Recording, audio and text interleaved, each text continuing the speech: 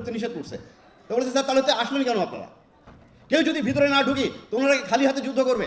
এর ভিতরে কনেক গুলজার আমাকে ফোন দিল 10টার থেকে 10:15টার দিকে, যেমন তুই কোথায়, তুই তাড়াতাড়ি আমাকে বাঁচা, এরা এখন অর্গানাইজ না। আমরা স্যার আমি এসে গেছি স্যার, আমাদের ঢুকতে দিচ্ছে না। কর্নেল এমদাদ আপনারা জানেন, one of the best commando of Bangladesh, 500 জাম করেছিলেন উনি, ওনার জানে ভয় করে কিছু ছিল না।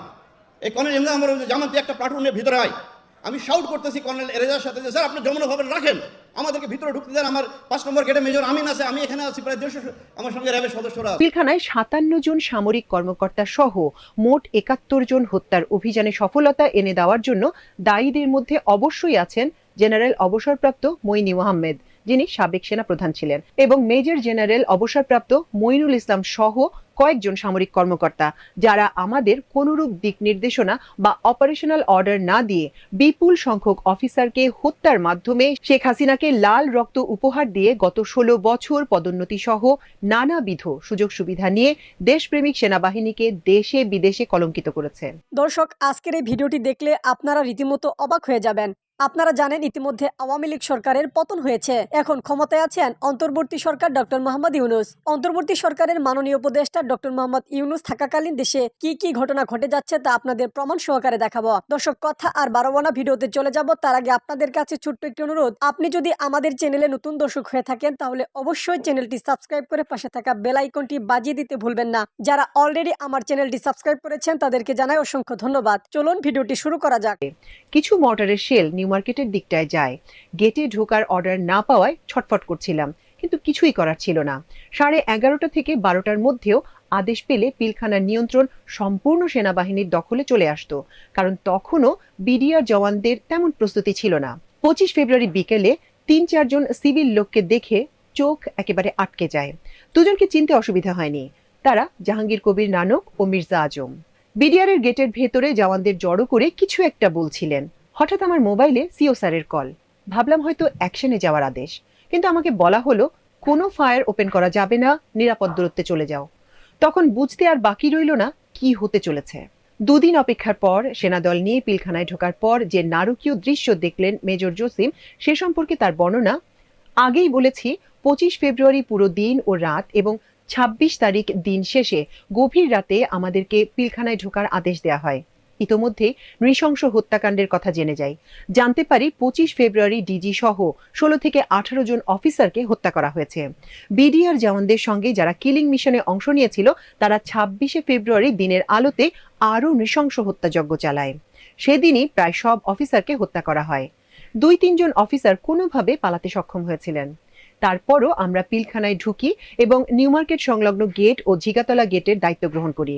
আমি এবং 10 ইস্ট বেঙ্গলের একজন অফিসার দুজন মিলে অন্ধকারে এবং কিছু আবছা আলোতে পিলখানা চত্বরে ছড়িয়ে ছিটিয়ে পড়ে থাকা অস্ত্র, গোলাবারুদ ও গ্রেনেড দেখতে পাই।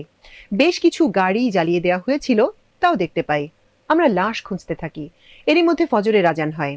ডিজি মেজর জেনারেল শাকিল স্যারের বাসভবনের সামনে গিয়ে সাবেক স্বরাষ্ট্রমন্ত্রী সাহারা খাতুন সহ অন্য যাদের দেখেছি সে বর্ণনা আগেই দিয়েছি। মেজর জসিম বলেন, আমি সর্বপ্রথমে 39 জন শহীদ অফিসারের dead body 8 foot by 8 foot গর্ত থেকে আবিষ্কার করি। আমি হুন্নে হয়ে লাশ খুঁজতে গিয়ে এই গণকবর পাই। বিডিআর হাসপাতালের পাশে মর্চুয়ারি সংলগ্ন কাঁঠাল গাছের নিচে নতুন মাটি দেখে এবং শুকনো পাতা দিয়ে ঢেকে রাখা উঁচু জায়গা দেখে আমার সন্দেহ হয়। তখন সৈনিকদের ডেকে এনে জায়গাটি পরিষ্কার করি। শুকনো পাতা ও আবর্জনা পরিষ্কার করার পর নিশ্চিত হলাম এই গর্তটি গণকবর। সৈনিকরা কোদাল ও বেলচা দিয়ে আস্তে আস্তে মাটি সরাতে থাকে যাতে লাশের কোনো ক্ষতি না হয়।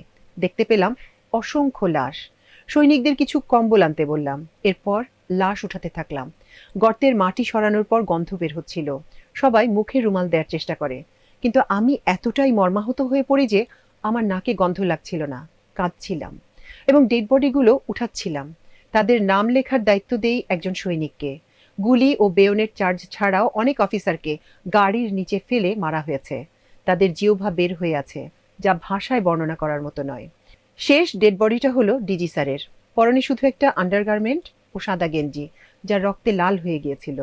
ডিজি স্যারের শরীরে 5টি গুলির চিহ্ন সহ বেয়নেট চার্জ করে পেটের একপাশে নাড়িভুড়ি বের হয়ে আছে। সব লাশ তোলার পর নামের তালিকা নিয়ে আমি সোজা ঝিগাতলা গেটে যাই এবং অপেক্ষমান পরিবার ও আত্মীয় স্বজনকে নামগুলো পড়ে শোনাই। সেদিন বিভিন্ন টিভি চ্যানেলে লাইভ সম্প্রচার চলছিল। মেজর জসিম জানান, গর্ত থেকে অর্থাৎ গণকবর থেকে আমরা উদ্ধার করি ৩৯ জনকে। পিলখানার বিভিন্ন স্থানে হত্যার শিকার হয়ে পড়ে থাকা ১১ জন অফিসারের লাশ, ড্রেনে ফেলে দেওয়ার পর বুড়িগঙ্গা নদীতে ভেসে ওঠে ৫ জন অফিসারের লাশ এবং ২ জন অফিসার মেজর গাজ্জালি ও ক্যাপ্টেন তানভীরকে হত্যা করে প্রাইভেট কারের মধ্যে রেখে সম্পূর্ণ গাড়িটি পুড়িয়ে ছাই করে দেওয়া হয়। এই ৫৭ জন অফিসার ছাড়াও মোট ৭১ জনের লাশ পাওয়া যায়। মেজর জসিম জানান, পিলখানায় ঢুকে আমরা আরও জানতে পেরেছি এবং আলামত দেখেছি যে প্রতিটি অফিসার্স ভবনে লুটতরাজের পর নানাবিধ অসামাজিক কার্যকলাপ করা হয়েছে। অফিসারদের গাড়িগুলো আগুন দিয়ে জ্বালিয়ে দেওয়া হয়েছিল। বিভিন্ন ভবন ও চত্বরে ছড়ানো ছিটানো অবিস্ফোরিত গ্রেনেড এবং হাজার হাজার এমটি কার্টিজ এবং লাইভ অ্যামুনেশন পেয়েছি।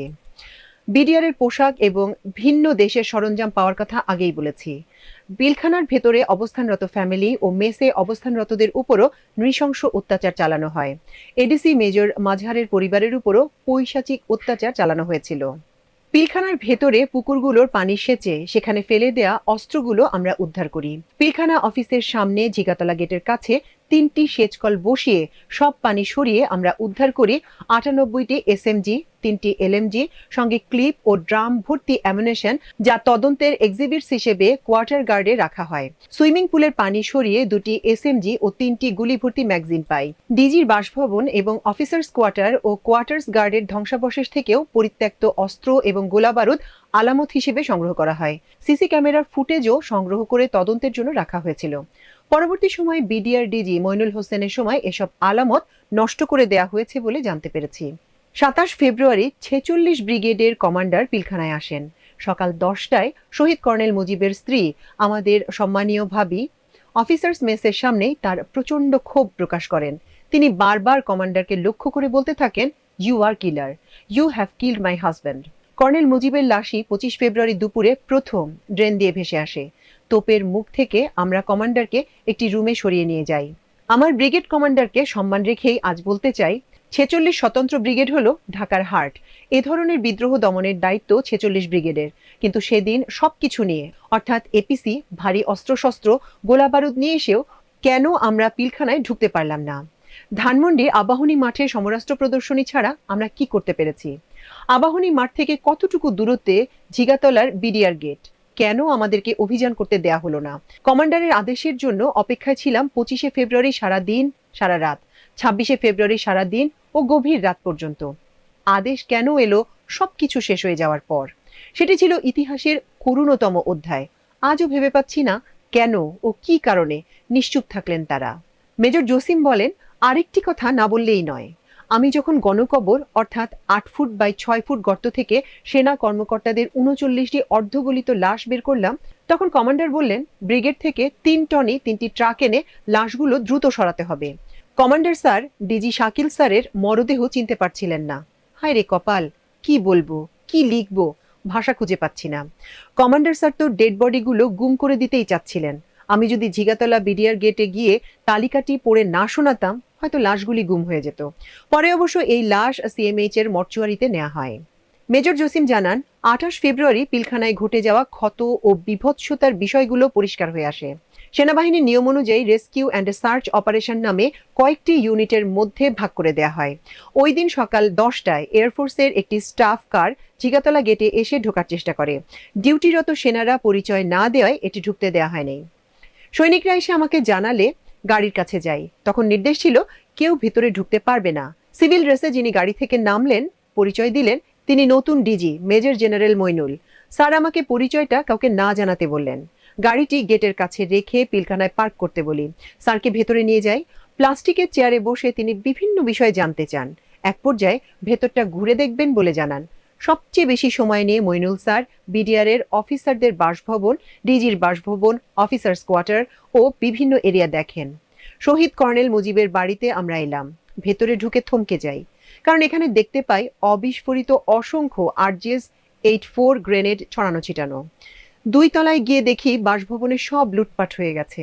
গ্রেনেড ছুড়ে ভবনটি ধ্বংস করে দেওয়া হয়েছে। মইনুল স্যার বললেন তিনি আর কিছু দেখবেন না।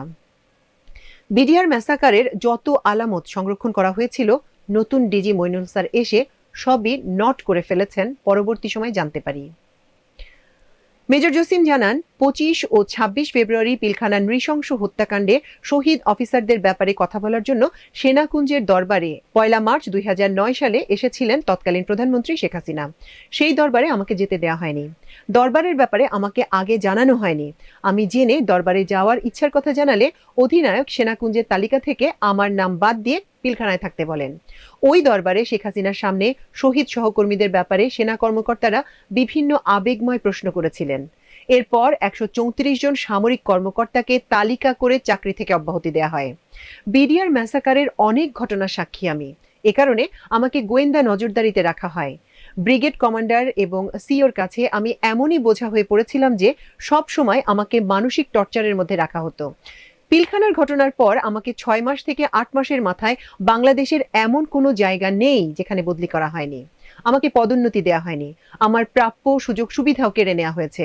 স্টাফ কলেজের জন্য উত্তীর্ণ হওয়ার পরেও আমাকে বাদ দেওয়া হয়েছে। এমনকি আমাকে ছোট্ট একটা ফ্ল্যাট থেকেও বঞ্চিত করা হয়েছে। প্রিয় দর্শক, ব্যক্তিগত এই আবেগঘন এবং প্রমাণ সম্পন্ন বয়ানের মধ্যে দিয়ে শেষ হচ্ছে আমাদের আজকের লিড নিউজ। আমাকে জানানো হলো যে বিডিআর দরবার হলে গোলাগুলি হচ্ছে। আমি সঙ্গে সঙ্গে আমার গাড়ি পাশেই ছিল, আমি গাড়িতে উঠে দ্রুত আমি ধানমন্ডি ক্যাম্পে চলে আসি, ধানমন্ডি ফিজিক্যাল ট্রেনিং ক্যাম্পে। সেখান থেকে আমি 7টা AK-47 ড্র করি, প্রায় 2000 রাউন্ড নিই, আমার সাথে আরও 7 জনকে সঙ্গে নিয়ে নিই। আমি 10টার ভিতরে পৌঁছে যাই 4 নম্বর গেটের কাছে, এখানে জাপান ফ্রেন্ডশিপ ঠিক হসপিটালের উল্টা দিকে আমি যে ওখানে অবস্থান নিই। তখনও গেটে কিন্তু 2 থেকে 3 জন সৈনিক পাহারা দিচ্ছিল, 1-2টা গুলি আসছিল। এর ভিতরে আমি এডিজি কর্নেল রেজানুরকে জানালাম, ডিজি হাসান মাহমুদকে জানালাম। আপনি জানেন এই হাসান মাহমুদ পরবর্তী যে পুলিশের সে আইজিপি হয় এবং স্পেনের রাষ্ট্রদূত হয়, এবং কর্নেল রেজাকে কিন্তু তারা পরে আপনার মেজর জেনারেল বানায়। MS ছিল, সে জিওসি ছিল। যে এরা কী করলো, আমাকে ফোন করে একটার পর একটা ফোন শুরু করলো যে জামান তুমি ভিতরে ঢুকবে না। তা আমি জিজ্ঞাসা করলাম, স্যার আমরা এখানে অফিসারদের তো মেরে ফেলতেছে, আমাদের কাছে আসতে গুলি শুরু হয়েছে। বলে যে না তুমি ভিতরে ঢুকবে না। আমরা প্রধানমন্ত্রীর সাথে বসেছি যমুনা ভবনে, উনি বলছে কেউ গোলাগুলি করবে না, উনি এটা শান্তিপূর্ণভাবে সমাধান করবেন। বিডিআর হত্যাকাণ্ড কোনো হত্যাকাণ্ড ছিল, এটা পরিকল্পিত একটি হত্যাকাণ্ড ছিল, যেখানে শেখ হাসিনা সরাসরি জড়িত এবং তার নানক, মির্জা আজম, তাপস, প্রত্যেককে। আমি কয়েকটা ছোট্ট ছোট্ট ঘটনা বলি। সারাটা দিন আমাদেরকে ঢুকতে দিল না। সেনাবাহিনী আসলো, এসে আমার কাছে তখন মেজর ওয়াকার ওয়াইসি ছিলেন 17 বেঙ্গলের, এখন বর্তমান সেনাপ্রধান। উনি একটা কোম্পানি নিয়ে আসলেন, আমাকে বলে জামান এখানে কি করব। আমি স্যার আপনাকে কি বলেছে? বলে যে না আমাকে তো ভিতরে ঢুকতে নিষেধ করছে। তো বলেছে স্যার তাহলে তো আসলেন কেন আপনারা? কেউ যদি ভিতরে না ঢুকি তোমরা খালি হাতে যুদ্ধ করবে। এর ভিতরে কনেক গুলজার আমাকে ফোন দিল 10টা থেকে 10:15 দিকে, জামান তুই কোথায়, তুই তাড়াতাড়ি আমাকে বাঁচা, এরা এখন অর্গানাইজ না। আমি স্যার আমি এসে গেছি স্যার, আমাদের ঢুকতে দিচ্ছে না। কর্নেল এমদাদ, আপনারা জানেন, one of the best commando of Bangladesh, 500 জাম করেছিলেন উনি, ওনার জানে ভয় করে কিছু ছিল না। এই কর্নেল এমদাদ আমার জামান তুই একটা প্লাটুন নিয়ে ভিতরে আয়। আমি শাউট করতেছি কর্নেল রেজার সাথে যে স্যার আপনি যমুনা ভবন রাখেন, আমাদেরকে ভিতরে ঢুকতে দেন। আমার 5 নম্বর গেটে মেজর আমিন আছে, আমি এখানে আছি, প্রায় 200 আমার সঙ্গে র্যাবের সদস্যরা আছে, প্রত্যেকে আমরা আর্মড আছি, ঢুকতে দেয় না।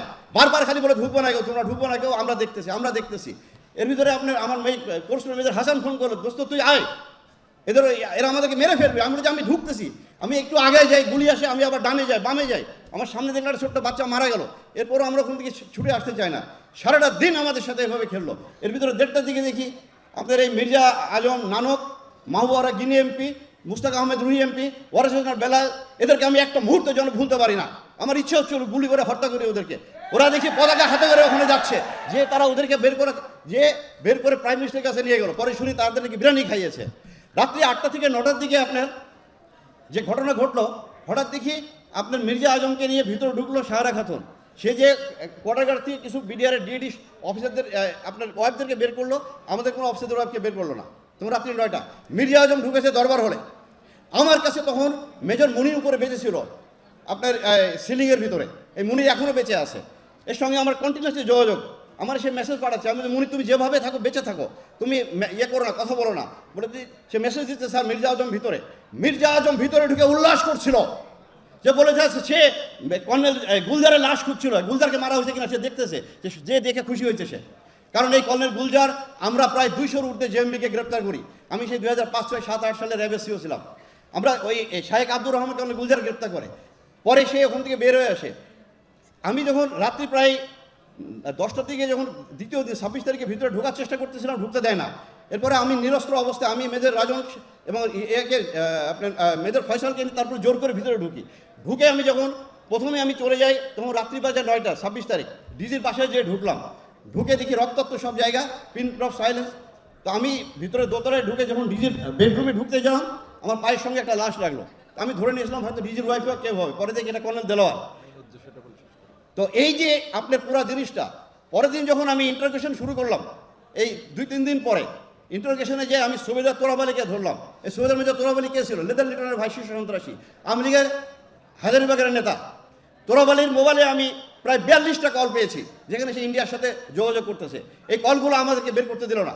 আমি কাজলকে ধরলাম, কাজলের মোবাইল কম্পিউটারে আমি পেয়েছি পুরো নকশা কিলিংয়ের। এই কাজল তোরাবালি, আমি সিপাই হাবিবকে ধরে যখন ইন্টারভিউ করি, তার পকেটে আমি পেলাম তাপসের ভিজিটিং কার্ড। আমি তাকে জিজ্ঞাসা করলাম তাপস কি করতে আসতো, বলে স্যার উনি মাঝে মাঝে আমাদের ক্যান্টিনে আসতো।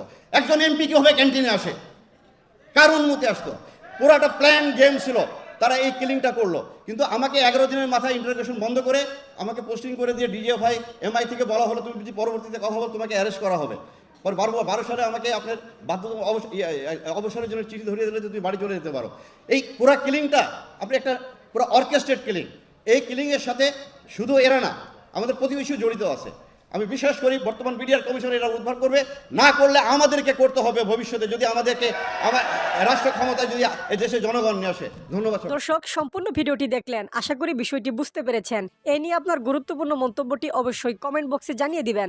ধন্যবাদ।